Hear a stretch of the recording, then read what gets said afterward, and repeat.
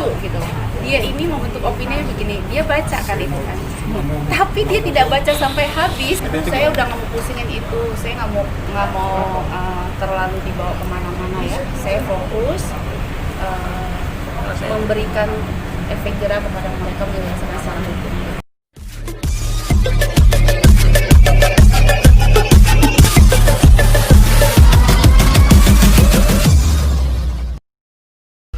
Ya, siap. Oke, siap. Oke, Rolling. Gimana, siap? Gimana hari ini kedatangannya? Apa sih laporan atau konsultasi? Iya, coba jawaban.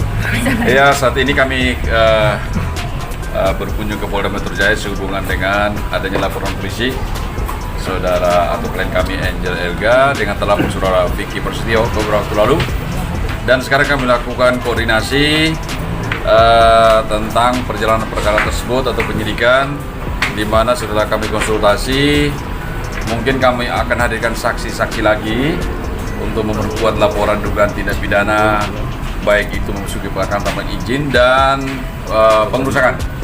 Karena ada beberapa cerita, ada beberapa kronologis perkara yang tidak diungkapkan dalam penyidikan ini, kami akan hadirkan saksi lain dan saksi ahli lagi untuk menyempurnakan laporan polisi ini, yang mana terlapornya ada Vicky Prasetyo dan kawan-kawan, sekitar 4 atau 5 saksi yang disebut dalam berita acara pemeriksaan tersebut. Kawan-kawan itu termasuk keluarganya juga, Bang? Ya, entah itu keluarga, ada hubungan keluarga atau apapun juga itu urusan lain, tapi di sini kan pribadi, lepas pribadi ya. Kenapa Bang harus memanggil saksi ahli lagi? Saksi ahli itu untuk mempertegas atau memperjelas suatu peristiwa hukum yang dilaporkan, apakah itu memasuki unsur dugaan tindak pidana atau tidak, apakah itu wilayah perdata atau pidana, itu maksudnya. Ini laporan yang berbeda atau laporan yang sudah dijerat di Jalan. Ini laporan yang sudah 2018 lalu ya? Ini sebenarnya berbeda dengan yang kemarin. Cuman ini kan kemarin memang laporan saya yang kemarin, tapi berbeda. Memang yang laporinnya bareng-bareng kemarin.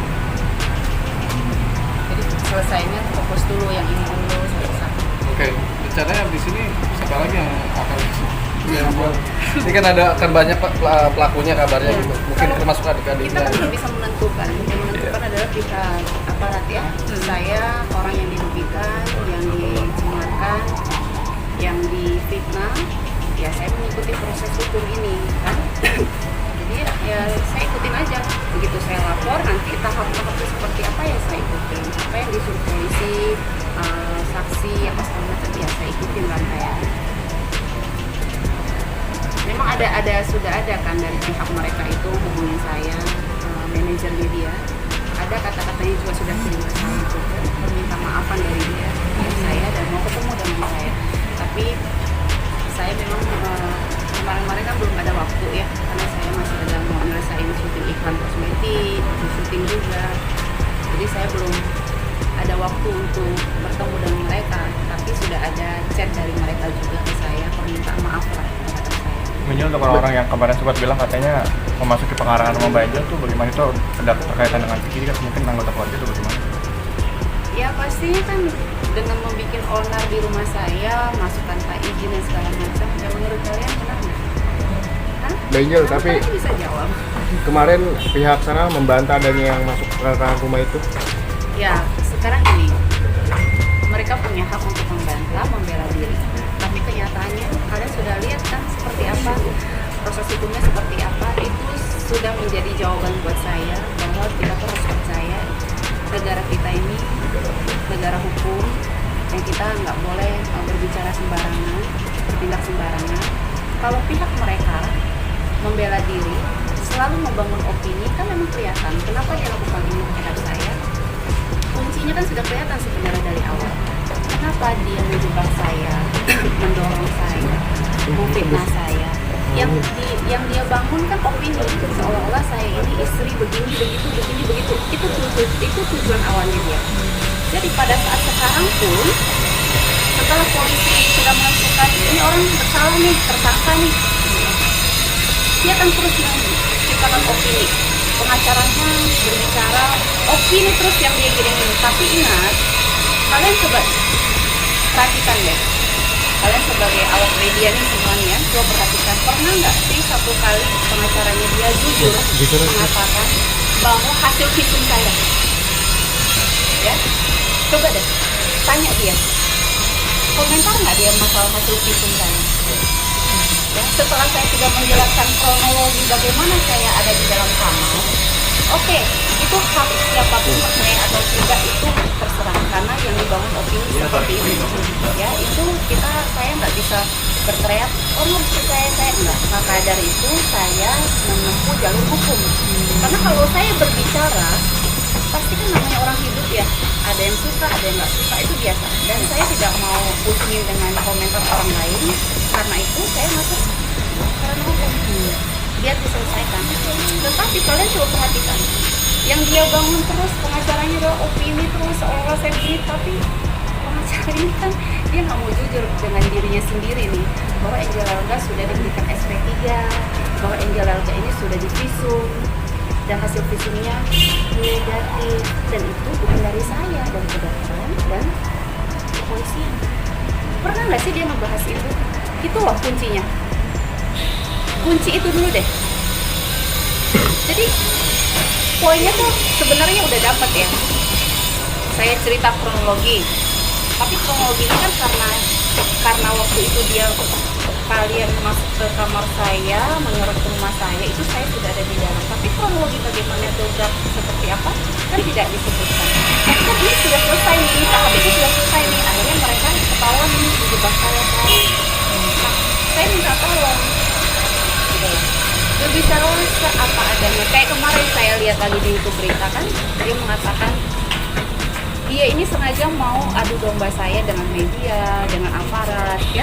Dia seolah-olah bilangnya media harus disalahkan, media harus dilapor. Jujur, saya katakan saya orangnya, saya memang nggak ngerti hukum, tapi saya tidak mau mengkambing hitamkan orang lain. Iya dong. Kalian ini kan yang masuk ke rumah saya tidak tahu permasalahannya apa. Misalnya kalian bilang, ayo kita bertamu ke rumah orang ini. Pikirannya kan, oh ya udah bertamu baik-baik.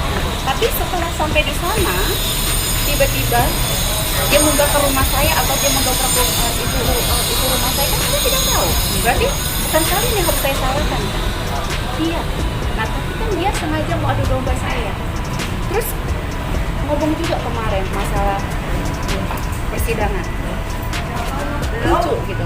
Dia ini membentuk opini begini, dia baca kan ini kan, tapi dia tidak baca sampai habis. Saya bilang ini orang kok jahat ya, membentuk opini terus seperti itu. Dia bilang bahwa jaksa begini. Ini dia sengaja, dia mau adu domba saya dengan aparat, dengan media. Tapi jujur saja, saya ini udah menunggu 2 tahun keadilan ini. Saya tidak mau diadu domba. Saya sudah berterima kasih kepada kepolisian, bekerja sangat baik dan sangat teliti. Dan saya juga berterima kasih kepada jaksa, dan juga saya berterima kasih kepada ketua hakim. Ya, hakim. Saya serahkan semuanya, saya jalankan. Ini media terkait soal media yang masih terus yang bangun opini dengan tulisan-tulisan itu, story-story dan Instagram dan juga yang bilang Angel beginilah segala macam. Saya udah nggak mau pusingin itu, saya nggak mau terlalu dibawa kemana-mana ya. Saya fokus memberikan efek jerah kepada mereka yang sedang itu. Ada itu di Bang. Jadi gini, perlu saya jelaskan dalam peristiwa hukum antara klien kami Angel Elga dan Vicky Prasetyo, ada satu peristiwa di mana terdakwa ini bersama dan kawan-kawan ya, dari kalau hukum itu memasuki rumah terus di-shot oleh media, menurut dakwaan jaksa ya, masuk ke dalam kamar dan ada klien kami Angel Elga bersama Vicky Arman. Ini satu peristiwa hukum. Setelah itu mereka berstatement di media mengatakan bahwa telah terjadi perzinahan dan lain-lain.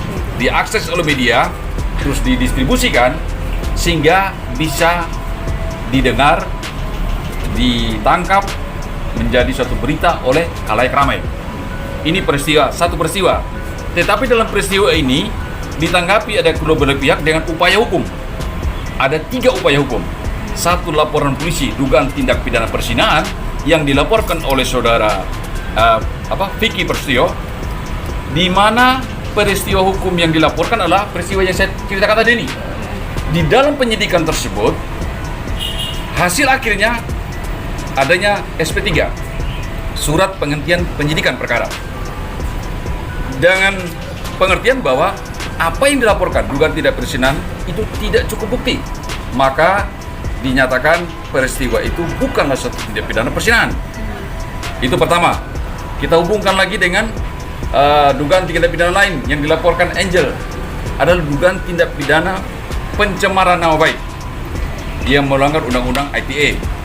Dengan tidak terbuktinya dugaan tindak pidana perzinahan akibat tindakan mereka dan ucapan mereka di media, maka laporan polisi Angel tentang dugaan tindak pidana pencemaran nama baik sempurna, memenuhi unsur bahwa mereka berkata-kata melakukan tindakan itu mengakibatkan tercemarnya nama baik Angel Elga. Makanya perkara tersebut P21 dan disidangkan di Pengadilan Negeri Jakarta Selatan. Nah, sekarang laporan polisi ini yang sekarang di Polda ini adalah dugaan tindak pidana pengerusakan. Karena mereka masuk ke pekarangan itu dengan cara merusak pintu masuk ke dalam kamar. Ada satu peristiwa yang dipotong, gitu. Jadi kalau ada yang statement tentang dakwaan jaksa yang menceritakan tentang peristiwa itu, Vicky Prasetyo dan kawan-kawan masuk ke rumah mendobrak pintu menemui istrinya bersama laki-laki lain, itu adalah dakwaan jaksa. Kenapa tertulis begitu? Karena itulah suatu peristiwa hukum yang diadukan oleh saudara Angel akibat peristiwa hukum tidak benar sehingga menimbulkan pencemaran nama baik Angel. Yang tidak benar itulah dikatakan memenuhi unsur karena dia menceritakan, menginformasikan sesuatu yang tidak benar. Maka laporan polisi tersebut dinyatakan P21 dan disidangkan saat ini. Jadi ini rangkaian ini harus dipahami. Jadi kalau dibangun, diceritakan katanya dakwaan jaksa menyimpulkan ada suatu kesalahan, bukan. Itu rangkaian cerita yang di ujungnya daripada dakwaan tersebut mengatakan semua tindakan ini, informasi disampaikan adalah tidak benar. Dia kan cuma membacanya tapi nggak jadi dibawahin gitu. tuh. Ya. Kan Jadi Kira-kira berarti total berapa pelakunya nih, Bang? Kalau misalnya di total ini. kalau dari itu kewenangan penyidik ya, siapa berbuat apa itu dalam tingkat penyidikan. Yang perlu kita ambil sini adalah bagi masyarakat juga luas, bagi masyarakat banyak awam, di dalam kita menuntut hak itu boleh-boleh saja, tetapi jangan melakukan dengan cara melawan hukum. Nah, ini pelajaran yang kita ambil dari peristiwa ini. Kasih lihat ini, Bang. Ya. Kasih lihat ini. Stop. Udah. Gitu ya.